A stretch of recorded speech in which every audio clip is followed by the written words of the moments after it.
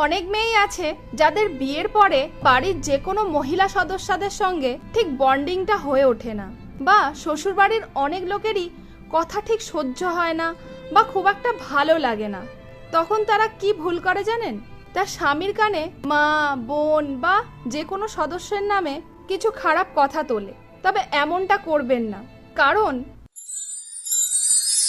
হয়তো আপনি বুঝতে পারছেন যে সেই বাড়ির সদস্যরা আপনার সঙ্গে খুব খারাপ ব্যবহার করছে, কিন্তু আপনার স্বামী সেটা বুঝতে পারবে না, কারণ সেই মানুষটা কিন্তু এই মানুষদের সঙ্গেই ছোট থেকে বড় হয়েছে। তাই সে কখনোই এটা ভাবতে পারবে না যে তার বাড়ির লোক খারাপ।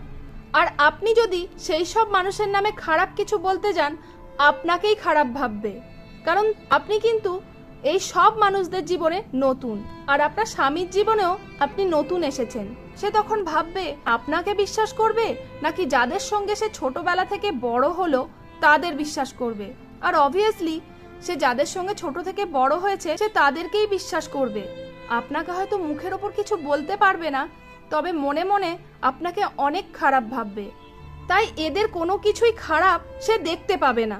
তাই আপনার এখন উচিত একটু ধৈর্য ধরা, আর যেসব জায়গায় আপনার শ্বশুরবাড়ির লোকেরা আপনাকে অপমান করছে বা কথা শোনাচ্ছে সেই সবগুলো আপনার স্বামীর চোখে আঙুল দিয়ে দেখিয়ে দেওয়া, এবং কোন কোন জায়গাগুলো আপনার খারাপ লাগছে সেই সবগুলো একটু ধরিয়ে দেওয়া।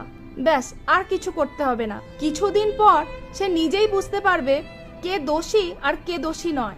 তার জন্য আপনাকে একটু অপেক্ষা করতে হবে, তবে ডিরেক্টলি কোনো কিছু বলতে যাবেন না, খারাপ আপনিই হবেন।